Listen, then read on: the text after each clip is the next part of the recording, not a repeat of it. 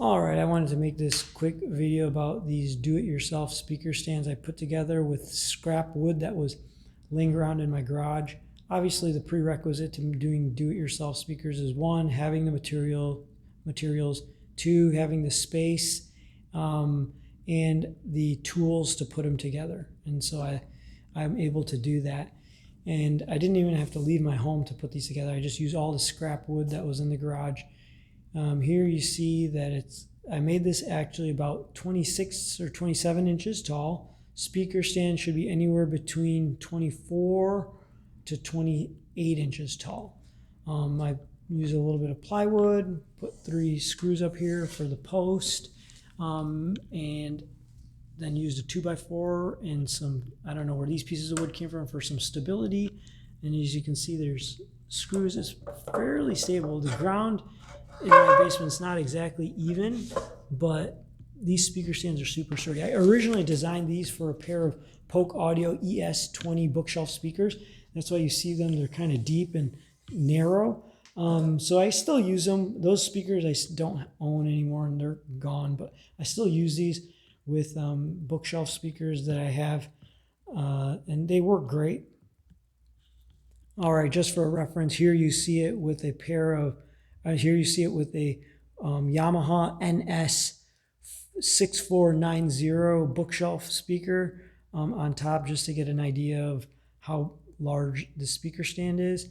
It works great. Another thing I wanted to point out is, since I made it kind of elongated for those Polk ES301s, even though I don't have them anymore, these speakers stands come in handy in this configuration, because I find myself A/B testing speakers a lot, comparing them side by side.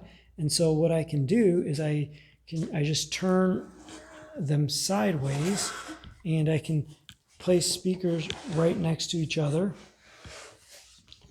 and A/B compare them like that. So it's kind of a neat, not necessarily a feature, but a neat use for them that I didn't originally anticipate. If I didn't have the space to make some do-it-yourself speakers, and I was on a budget, there are, I think, 3 good options out there. For $40 a pair, Amazon has these metal adjustable height speaker stands. In my opinion, they don't look the best. And sitting out in a living room, not that these look any better, this is all mismatched and spare wood parts, but if I had to have them in a living room, I probably wouldn't want to purchase those Amazon ones. They're adjustable, they solve the purpose, they look kind of not steady, but they come in at $40 a pair, so there is that. If I would probably spend an extra $30 to get, for $70 a pair, wooden bar stools from Walmart.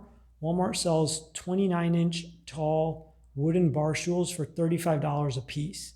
And so 2 of those would come in at $70, but they look nice. And even though they're bar stools repurposed as speaker stands, they look fine. 29 inches is about an inch taller than the range that speaker stands should be, but I think that's not all that bad. So there's a third option. I think that's pretty good, but they're $80 each, and that's mono price speaker stands. You can get those from Amazon.